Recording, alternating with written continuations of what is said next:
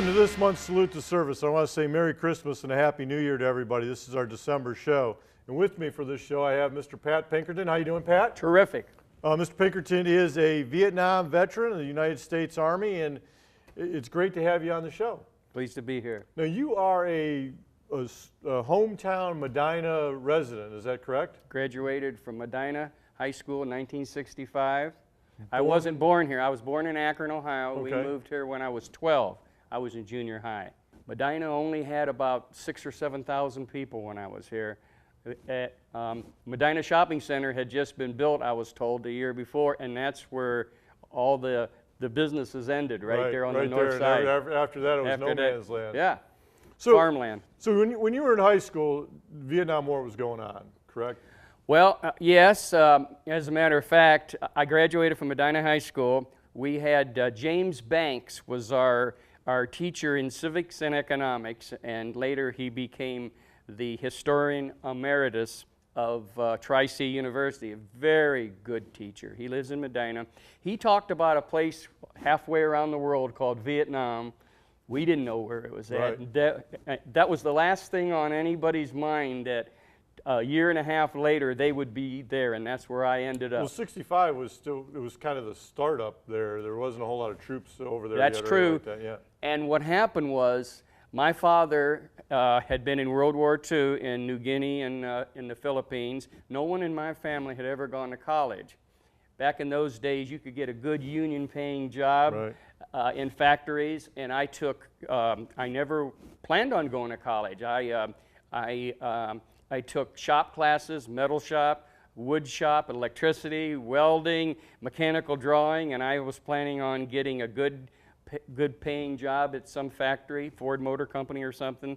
And the class of 65 really got hurt because if you weren't planning on going to college, about 2 months after graduation, President Johnson came on the TV and said in his Texas, "My fellow Americans, we plan to escalate the war in Vietnam.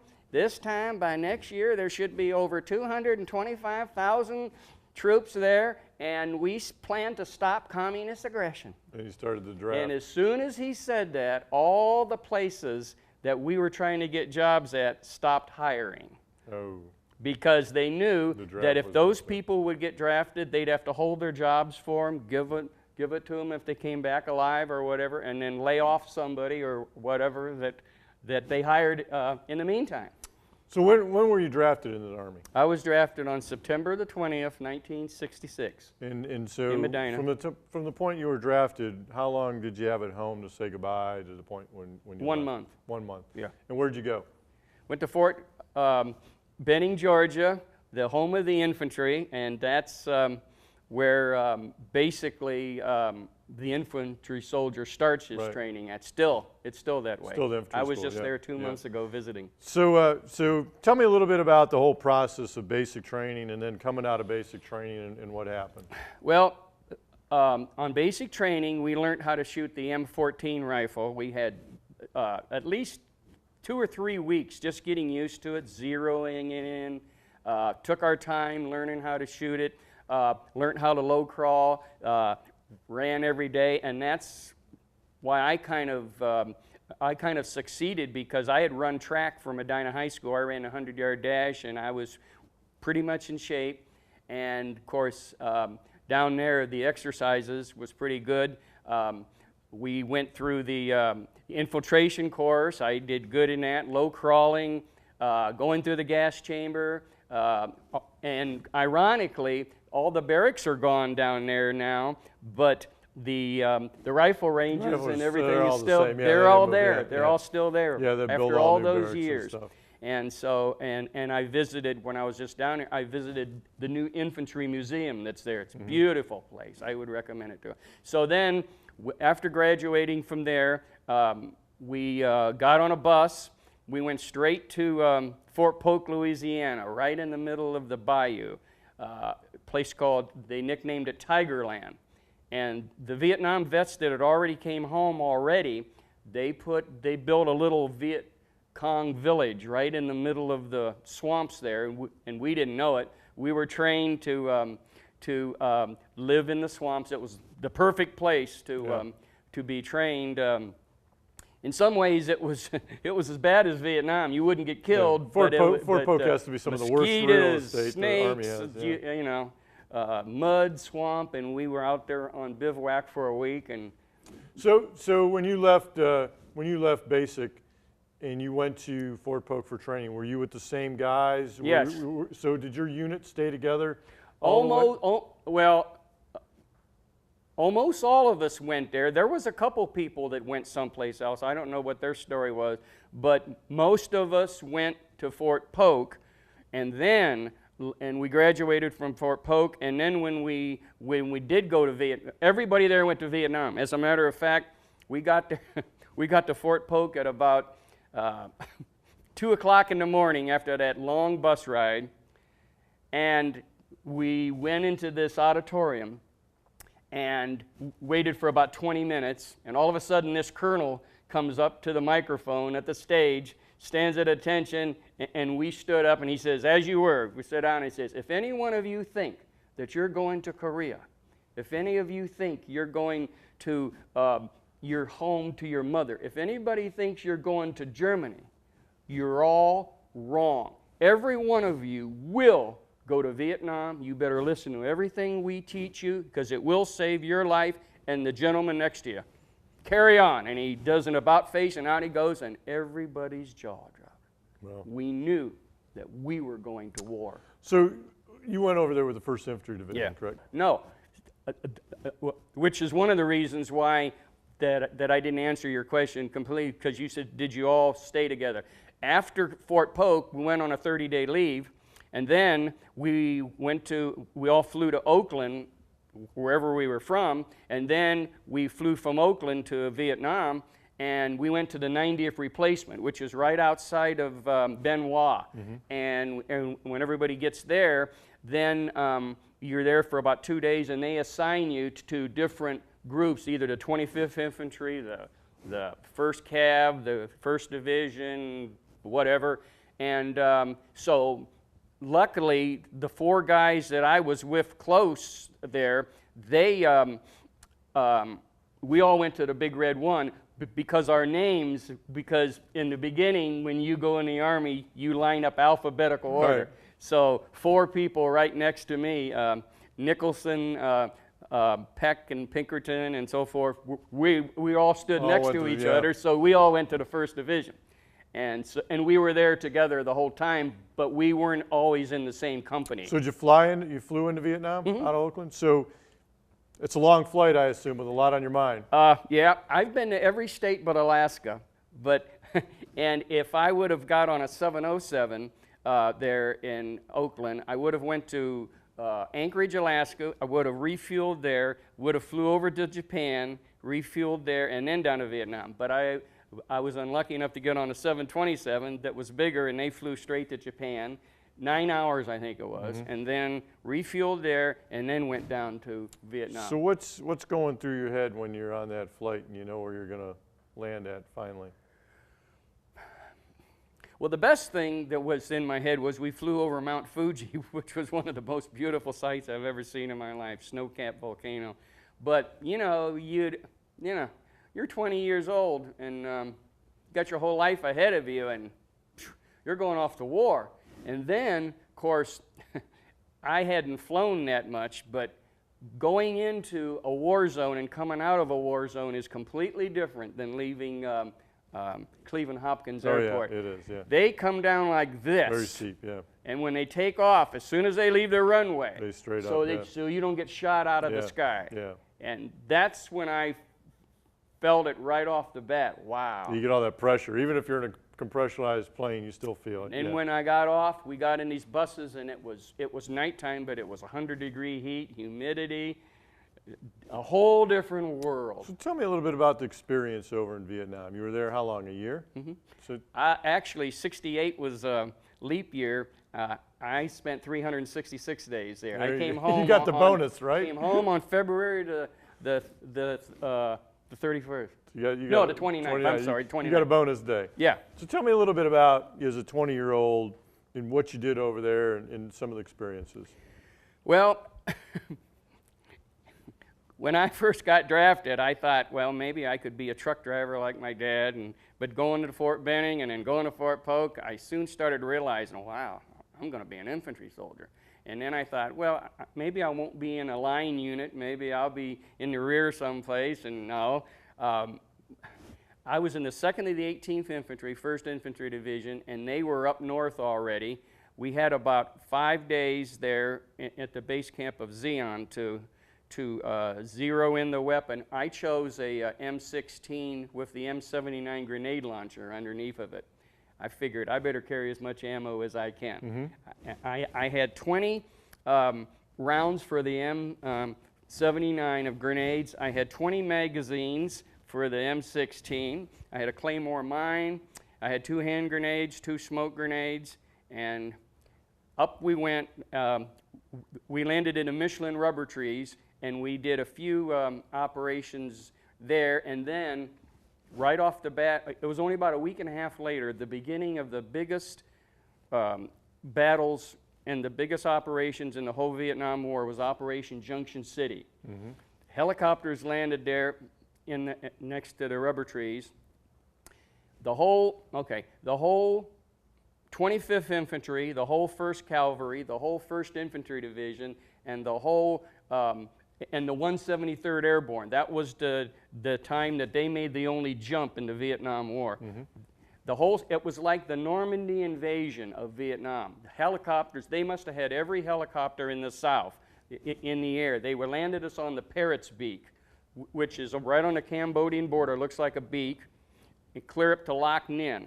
And they landed it, and we didn't know it at the time, and I don't think the newspapers knew it, but they landed half of us 3 miles into Cambodia. They landed us right on the Ho Chi Minh trails to stop the infiltration coming down from the north. And what it was like a big trapezoid, if you know what a trapezoid is, shaped like this. And right off the bat, I wasn't on the ground for 20 minutes, and we ran into a machine gun bunker. And of course, I was in the back a little bit. And 2 guys that already got killed, I didn't even know, in front of me. 3 guys were wounded. And the lieutenant says, there's a Navy jet coming in. Everybody pop smoke. So we all popped smoke, and I'm thinking, holy smokes. I lay down in the back of a down tree, and this jet comes in. Whoosh, boom! Blew us up off the ground. Dust. I'm searching to see if I got all my... Right. And it was a direct hit.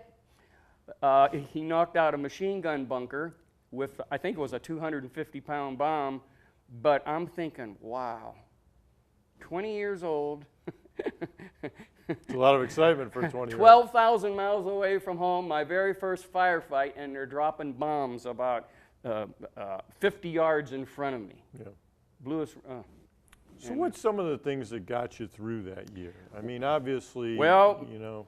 The problem was, only about a week after that, our best point man, his name was Turi, I think he was from Wisconsin. We were going into a base camp and walked into some problems, and he got shot in the right cheek. And boy, he was down on the ground, returning fire, a brave guy, starts crawling back. And I was only about 3 people in back of him, and I had my M79, and we drew back because jets were coming in to drop napalm and bombs. And we dusted Turi off, and later on we found out that he had lost his right eye. But I was there, and they handed me Turi's compass and his machete, and I was the point man. Cutting through the jungle. I can tell you it was March 31st at 11:15 in the morning. I became a point man, and so from that point on, I'm out front. Right. And the very next day, we're going into the same base camp, and I walk right past the place where Turi got hit. And from that time on, it was just, it was. What was tough about it, the toughest thing about it was cutting through the jungle.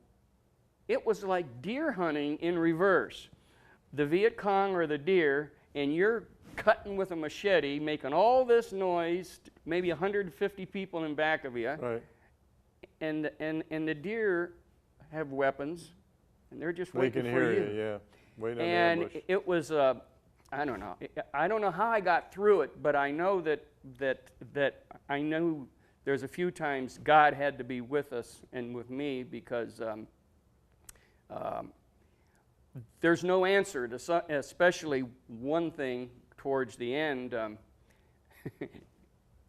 I mean, you're involved in mosquitoes. There's things about being in the jungle that were Much different than being in the forest. Yeah. because you're dealing with bugs, leeches, and I've got some stories that I don't know how I got it through.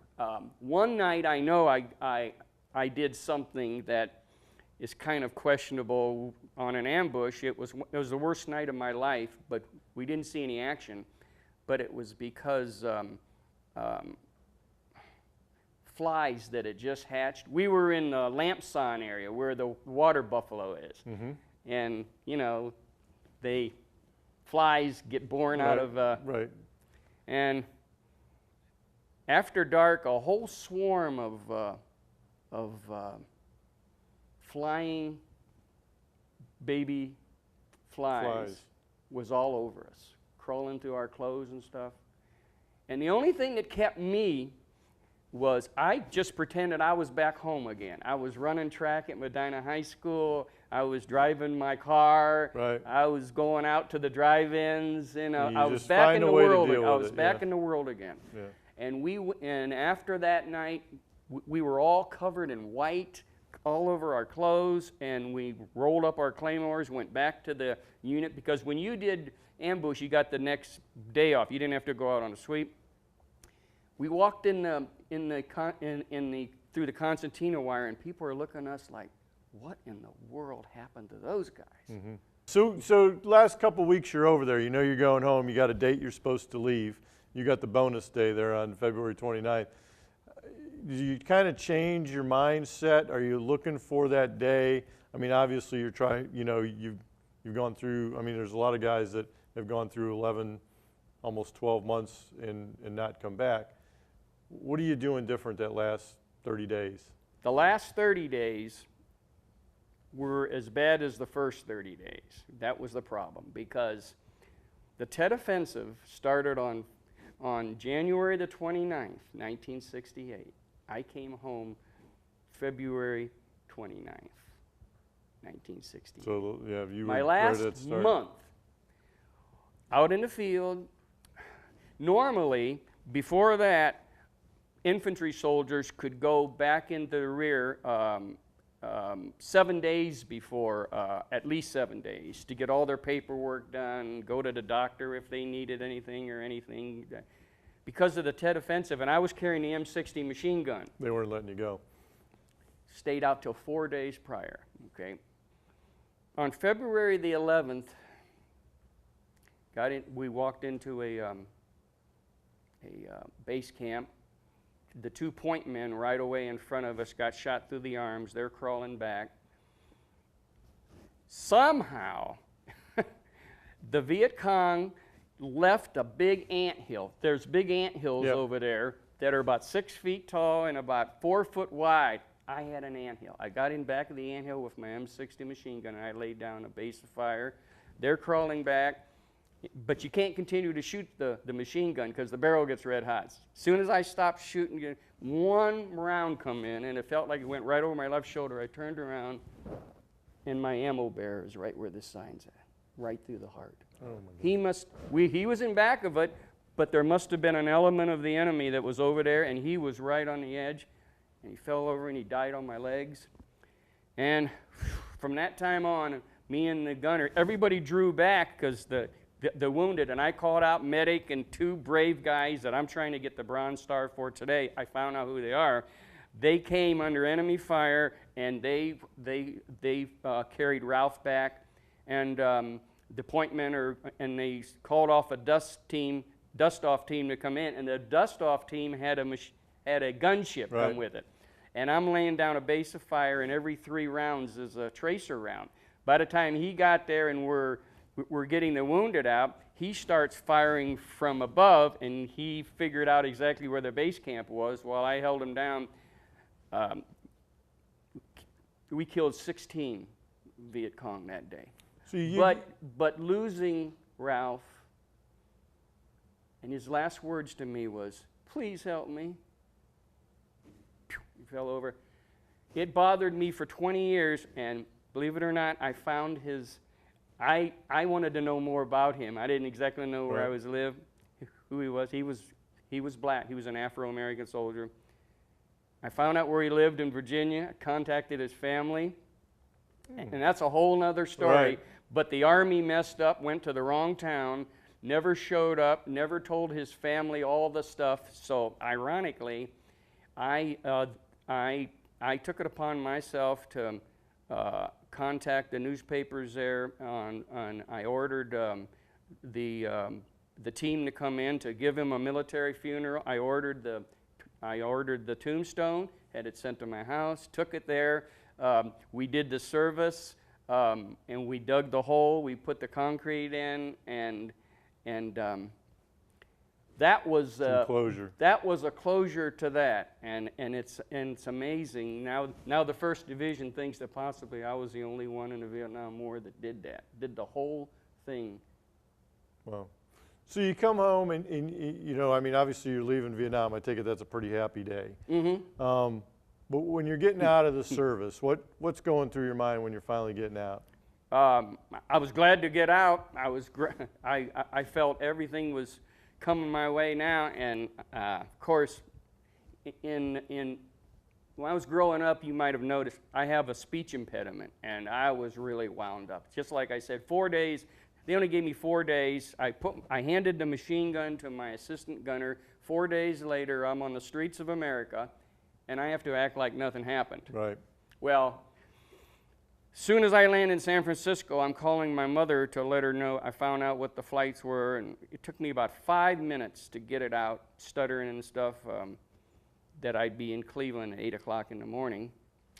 And so, happy as a lark, you know, I'm coming home and everything, and get in the plane, or get off the plane, get in the car. My mom and dad are there, and I'm in the back seat, and come to Medina, and we lived in back of Medina Shopping Center.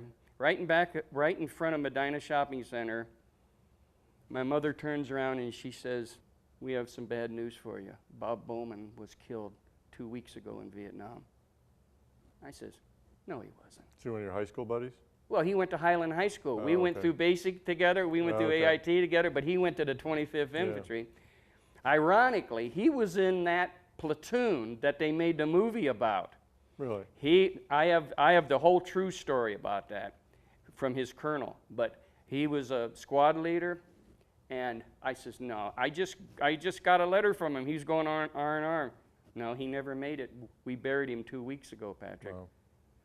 I says, "Oh my God." So here I am, happy as a lark, and down, because he would have been one of my best friends. I have pictures of him here, and his parents got to be real close friends to my parents and stuff, and they were at the funeral. And then, who comes to my door 15 minutes after I walk in? His parents. Wow. Came to say hi. Soon as they came in, the first thing that comes out of Bob's mother's mouth is, "Patrick, we know what you're thinking. We just buried our son, but we are so happy that you made it." And I'm thinking, oh, God. What did you do after the service, and how do you think the service changed you as a person and made you who you are today? Mm-hmm. Well, I learned to work as a team. I'm still doing that. I'm the chaplain of Medina VFW.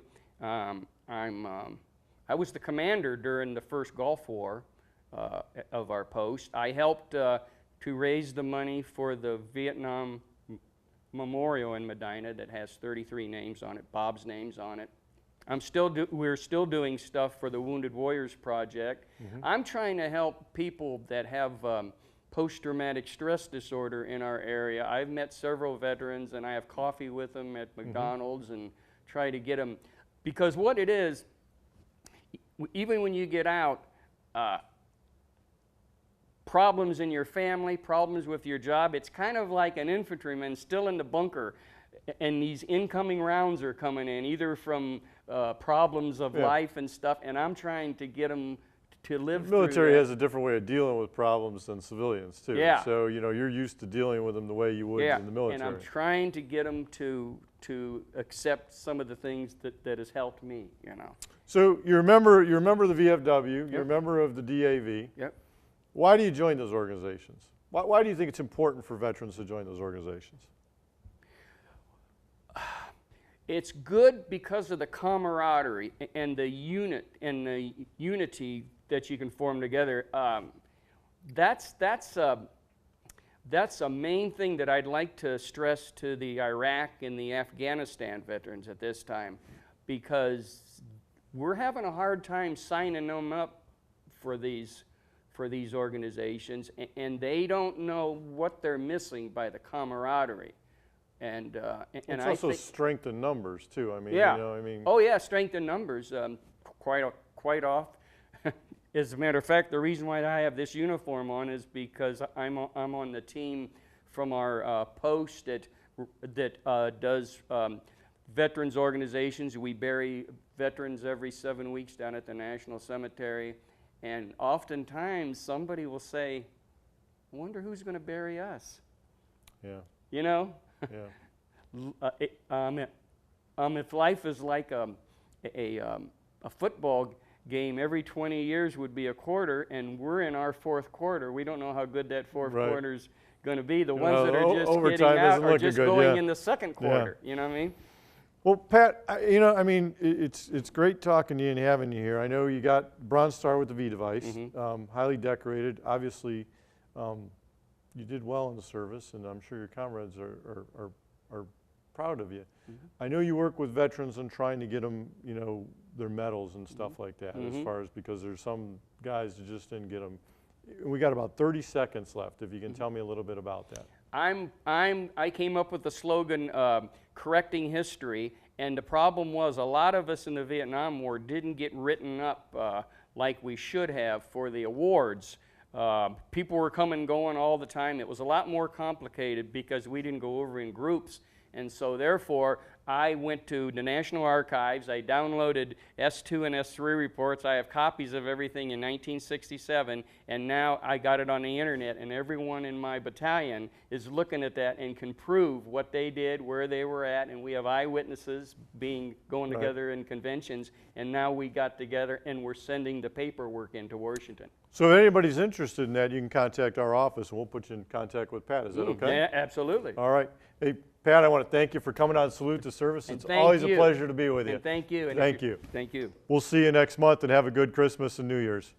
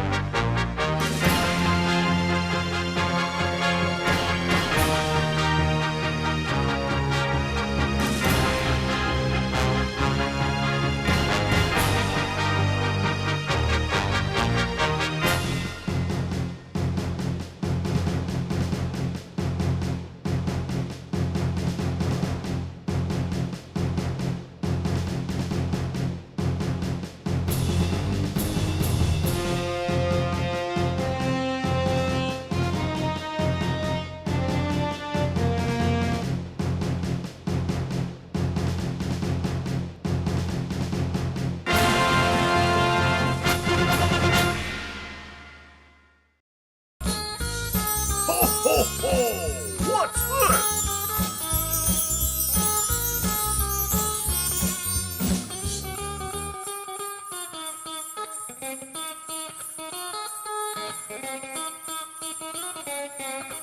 Merry Christmas and Happy New Year!